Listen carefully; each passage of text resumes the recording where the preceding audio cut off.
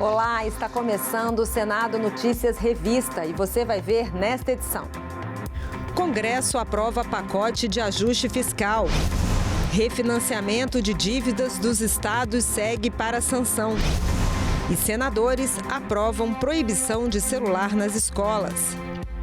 Confira comigo esses e outros assuntos que são destaques aqui no Senado Federal.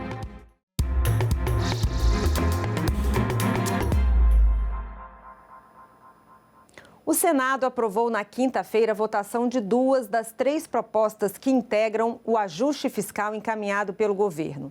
Os textos alteram as regras do abono salarial e o bloqueio de emendas. A PEC 54 de 2024, que corta gastos e restringe o abono do PIS/PASEF, foi promulgada pelo Congresso na sexta-feira. O primeiro projeto aprovado tira do contingenciamento e do bloqueio de recursos do orçamento as emendas individuais e de bancada. Só as emendas não impositivas poderão ser bloqueadas. Um total de 11 bilhões e meio em emendas de comissão. As emendas que deverão ser pagas somam mais de 39 bilhões de reais. A previsão é de 24,67 bilhões de reais para emendas individuais e 14,68 bilhões para emendas de bancada. O bloqueio de recursos é realizado para cumprir o teto de despesas previsto na meta fiscal. Se a meta não for alcançada, a despesa é cancelada. Já o contingenciamento permite que o gasto seja feito até o fim do ano.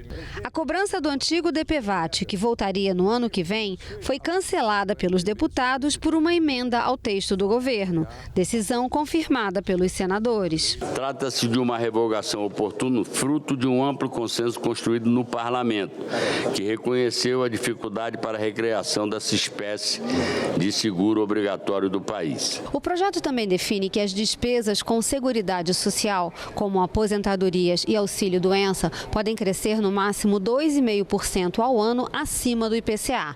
Esse percentual segue as regras da meta fiscal do governo. Também faz parte do pacote de corte de gastos a proposta de emenda à Constituição que restringe o abono salarial. O benefício é pago aos trabalhadores com carteira assinada e aos servidores públicos. Pelo texto, a partir de 2026, o abono passa a ser corrigido pelo INPC e deixa de incorporar ganhos reais do salário mínimo. A regra será mantida até o abono chegar a um salário mínimo e meio. A proposta também prevê que devem ser reguladas por lei complementar exceções ao teto salarial do servidor público e incentivos fiscais.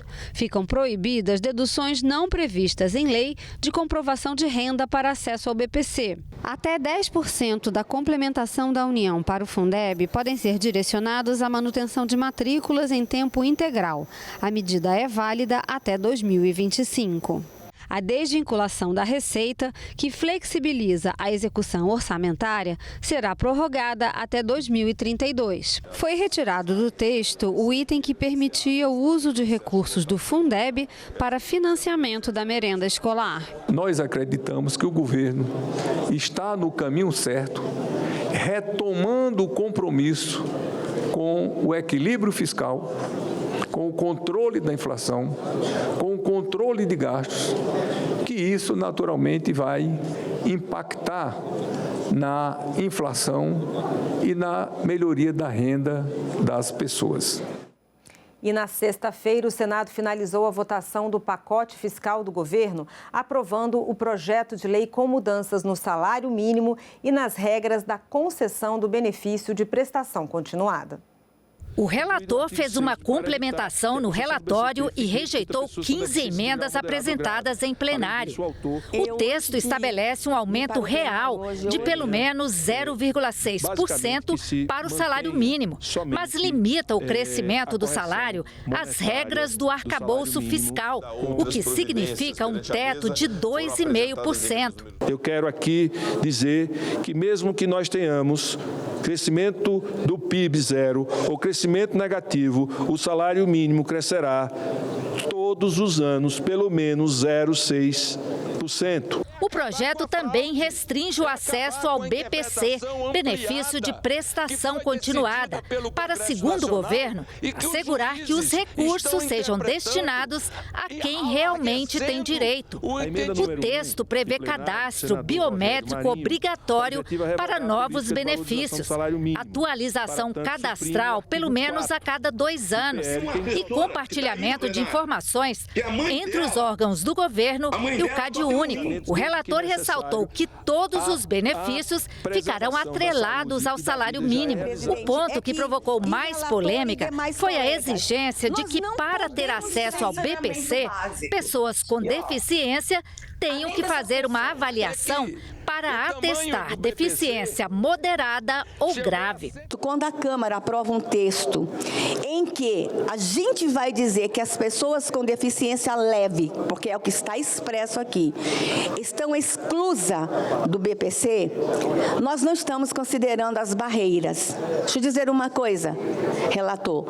Uma criança com autismo leve aqui em Brasília, ela pode não ter as mesmas barreiras que uma criança com autismo leve na Ilha do Marajó.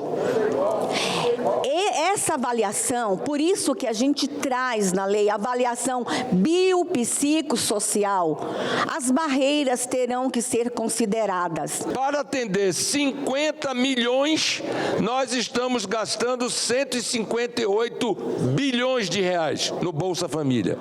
Para atender 6 milhões de pessoas, estamos gastando 112 bilhões de reais. Tem alguma coisa errada nisso, que precisa ser consertada. Não é negar a criança com deficiência, com autismo, não é negar à criança com síndrome de Down o benefício. Não, é acabar com a fraude, é acabar com a interpretação ampliada que foi decidida pelo Congresso Nacional e que os juízes estão interpretando e alarguecendo o entendimento do benefício permanente.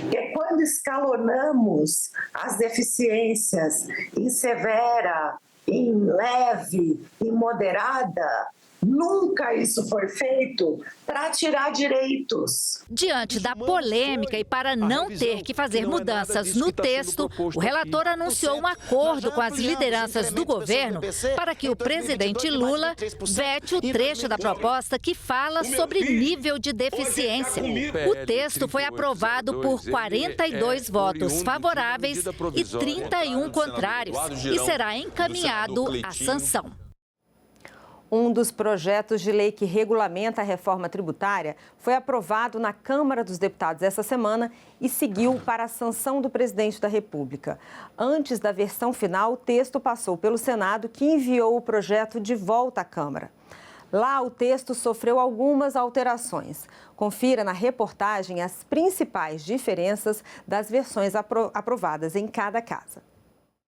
A regulamentação da reforma tributária simplifica a cobrança de impostos no Brasil e cria 3 novos tributos: o Imposto sobre Bens e Serviços, o IBS, a Contribuição Social sobre Bens e Serviços, a CBS, e o Imposto Seletivo, que é uma taxação extra para produtos e serviços que fazem mal à saúde ou ao meio ambiente. Eles vão substituir os atuais tributos: PIS, COFINS, ICMS, ISS e parcialmente o IPI.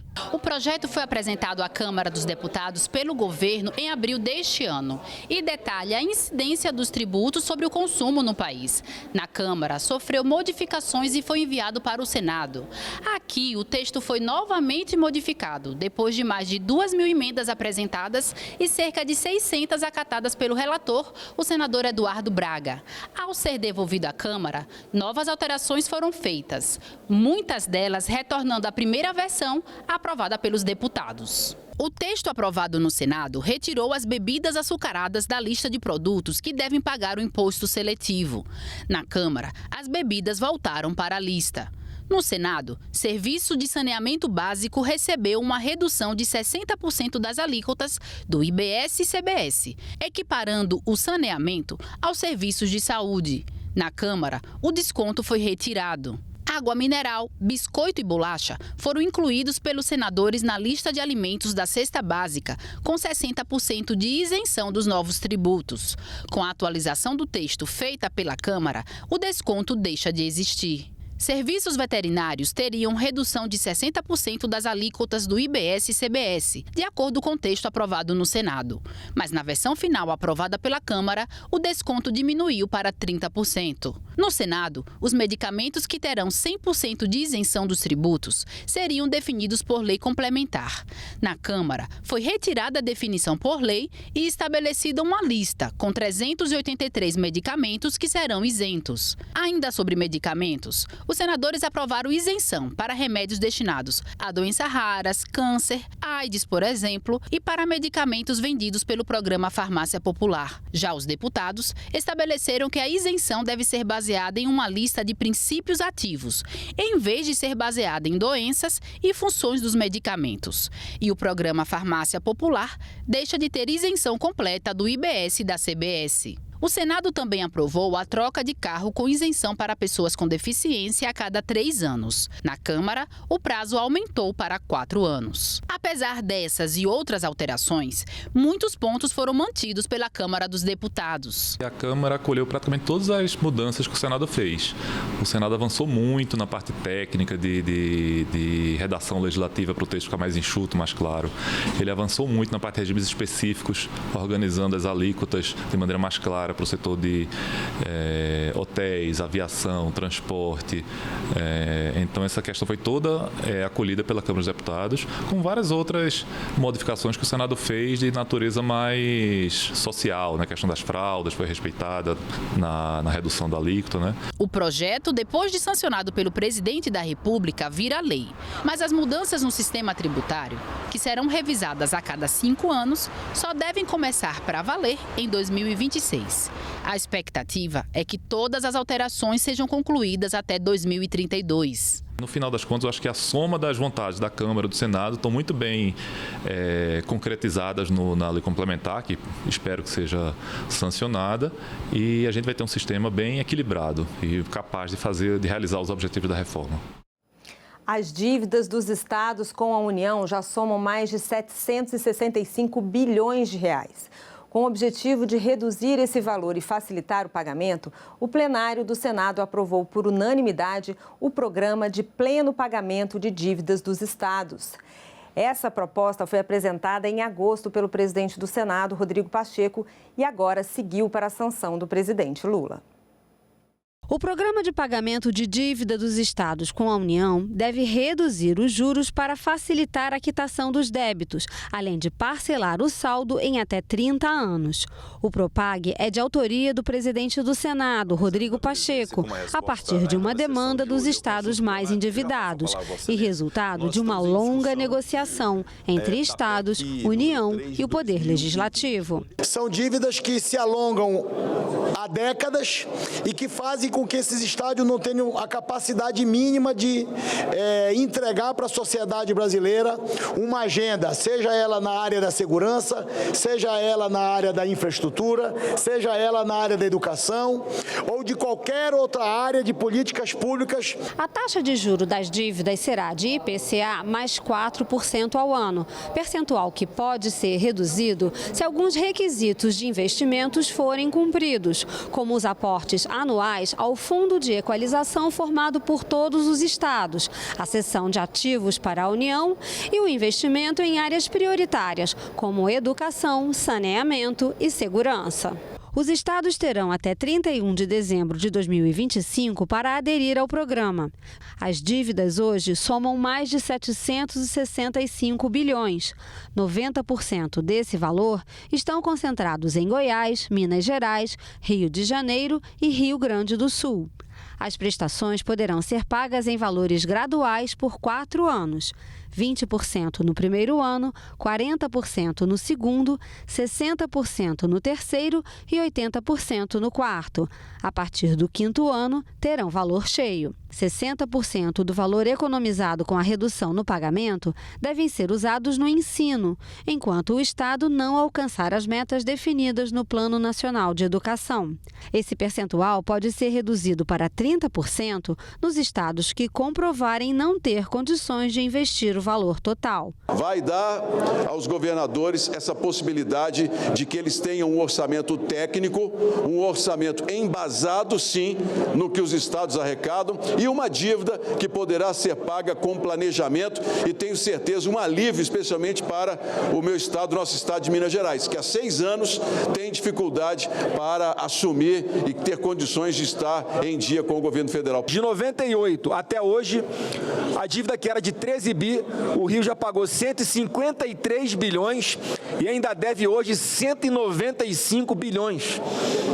Uma dívida, obviamente, impagável, e pelos termos com que essas dívidas eram renegociadas, os novos prazos eram dados, as novas obrigações eram impostas em lei, não havia uma trava para evitar que se aumentasse as despesas de uma forma desenfreada, como faz agora o projeto, e chega-se a essa redação de um novo indexador. Evidentemente que não seria possível construir essa solução se não houvesse a solidariedade federativa de outros estados não endividados e que aqui se dedicam a aprovar esse projeto, repito, no espírito de solidariedade federativa admirável. Estados do Nordeste, estados do Norte, estados do Centro-Oeste, que colaboram com os maiores estados mais populosos, que são, coincidentemente, os mais endividados e que somam, senador Vanderlan, 89% da dívida dos estados para com a União.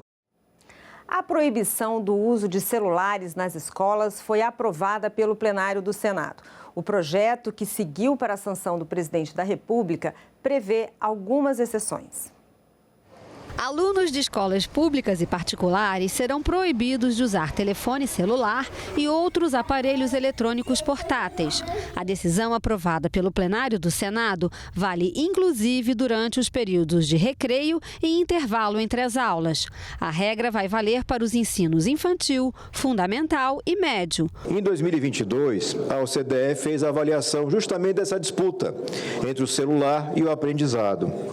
Os achados foram os seguintes: alunos usuários de smartphones e outros dispositivos digitais por mais de 5 horas por dia se saíram pior na prova do que aqueles que passaram apenas 1 hora ou alguma coisa em torno disso por dia. Quem usa menos, assim, obteve na média da OCDE 49 pontos a mais em matemática do que aqueles que passam muito mais tempo conectados. O uso do celular será permitido apenas em alguns casos: situações de perigo, garantir direitos fundamentais dos alunos, fins pedagógicos, acessibilidade, inclusão e o atendimento às condições de saúde dos estudantes. O texto aprovado determina que as escolas criem estratégias para tratar da saúde mental dos alunos. Entre elas, informações sobre os riscos do uso excessivo de celulares, além de treinamentos para que estudantes e funcionários possam detectar e prevenir transtornos causados pelo uso das telas. É garantir que as redes de ensino em todo o Brasil possam começar o ano 2025 com seus alunos dedicados ao aprendizado. Não distraídos com o jogo do tigrinho, não distraídos por alerta de mensagens, notificações. Então não existe nenhuma dúvida técnica, científica, de que ter o celular na sala de aula prejudica o aprendizado. A proposta de emenda à Constituição que garante à União a competência para legislar sobre questões de defesa e segurança cibernética também foi aprovada no plenário do Senado. O texto seguiu para a análise da Câmara dos Deputados. A PEC estabelece que é privativo da União legislar sobre a defesa cibernética na proteção de sistemas e rede de dados e ameaças à soberania nacional. No entanto, os estados e municípios devem apoiar a União na segurança e funcionamento dos serviços públicos digitais. Com a evolução tecnológica, esse mundo digital, a gente teve que atualizar a Constituição, principalmente com relação à defesa nacional, a defesa cibernética, aeroespacial. Então, a gente colocou como prerrogativa, como privativo da União, a regulamentação, o tratamento dessa matéria. É o que está na PEC.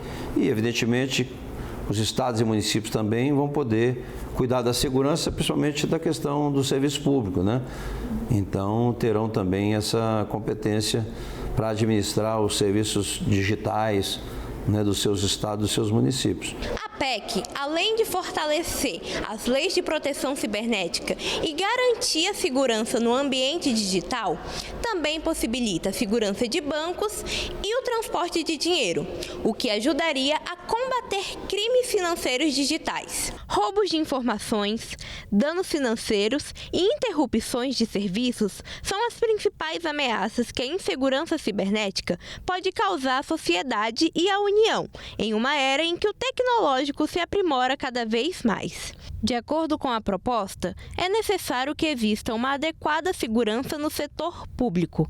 A PEC seria um reforço para a Lei de Proteção de Dados. Nós vivemos num mundo digitalizado, uma sociedade digitalizada. Então, a preocupação com a segurança da informação, a segurança cibernética, ela deve ser realmente algo compartilhado por todos os governos, todos os entes de órgãos públicos, todas as entidades públicas em todos os níveis da federação, de maneira que a gente possa ter uma proteção adequada para os interesses e o bem-estar social e da nação. A PEC busca fortalecer a capacidade do país em enfrentar desafios no ambiente digital, protegendo as estruturas e as infraestruturas críticas e garantindo a segurança dos serviços públicos. Além disso, a medida pode contribuir para a aplicação mais eficaz da Lei Geral de Proteção de Dados. Outro projeto que classifica portadores de diabetes tipo 1 como pessoas com deficiência também foi aprovado em plenário. O texto seguiu para a sanção do presidente da República. O texto determina que passam a valer para o diabetes mellitus tipo 1 as mesmas regras previstas para pessoas com deficiência. A avaliação para constatar a doença levará em conta aspectos biológicos, psicológicos e sociais e será feita por uma equipe multiprofissional e interdisciplinar. Caberá ao Poder Executivo criar instrumentos para avaliação, da mesma forma como já é previsto para as outras deficiências. Faz justiça a famílias pelo Brasil todo. O Brasil tem aproximadamente 600 mil pessoas que sofrem com a diabetes do tipo 1 e é muito importante entender que estamos legislando apenas sobre o tipo 1, que é uma doença autoimune, crônica, sem cura e que tem prejuízos severos para a vida dessas pessoas e para suas famílias. A nossa expectativa, senhor presidente, é que elas tenham finalmente uma atenção que o Estado lhes deve há muito tempo. O plenário também aprovou nesta semana um projeto que impede a importação de resíduos sólidos pelo Brasil. A matéria foi enviada para a sanção presidencial. O projeto proíbe a importação de resíduos sólidos como papel, plástico, vidro e metal. Segundo a Associação Brasileira de Resíduos e Meio Ambiente, o Brasil recicla apenas 4% do lixo que produz, mas importa lixo como matéria-prima, principalmente para cumprir a lei que determina um mínimo de material reciclável na produção. Foram 70 mil toneladas de resíduos importadas entre 2023 e 2024, um custo de 322 milhões de dólares. Segundo o relator, senador Everton, um dos objetivos do projeto é incentivar o trabalho de cooperativas e associações de catadores. A importação de resíduos continua liberada em alguns casos, como o do alumínio. A demanda pelo produto é elevada e a reciclagem não supre as necessidades do mercado. Hoje, a indústria importa quase 97% do alumínio usado no país. Rodrigo Cunha se despediu do Senado na sessão plenária de quinta-feira, 19 de dezembro. Ele foi eleito vice-prefeito de Maceió nas eleições de 2024 e assume o mandato em janeiro. Este é um momento de despedida, mas também de celebração por tudo que construímos juntos e pelo novo desafio que está se apresentando em minha vida. Com o sentimento de dever cumprido, encerro esse meu ciclo no Senado Federal, trazendo no coração uma mistura de várias sensações, de orgulho, gratidão e o senso profundo de ter honrado o voto de cada um dos meus conterrâneos. Servir Alagoas na mais alta corte, na mais alta casa do Congresso Nacional é uma das maiores honras da minha vida. Participar dos debates de ações importantes para o país me transformou para melhor. E sei que, ao lado de cada um dos senadores e senadoras que fazem essa casa, demos o melhor para fazer o Brasil avançar social e economicamente, desenvolver-se e assumir o protagonismo que deve ter no mundo. E para encerrar o jornal, uma notícia a comemorar. A TV Senado ganhou em 2 categorias o Prêmio TAL, de TVs públicas latino-americanas. Esse lugar, ele existe para diálogo. O documentário da TV Senado Arte no Caos, sobre a obra do artista plástico Vicky Muniz, feita com os destroços do 8 de janeiro, dirigido por Jimmy Figueiredo, ganhou prêmio em 2 categorias do Prêmio TAL, de TVs públicas latino-americanas. Foi vencedor na categoria Prêmio Especial Mais Democracia e dividiu o pódio com o Congresso da Colômbia na categoria Grande Prêmio Legislativo, em que houve empate. A categoria Cobertura Jornalística ainda não foi divulgada. Este foi o Senado Notícias Revista. Você pode rever as reportagens desta edição na nossa página na internet, senado.leg.br/tv. Obrigada pela companhia e continue sintonizado aqui na TV Senado.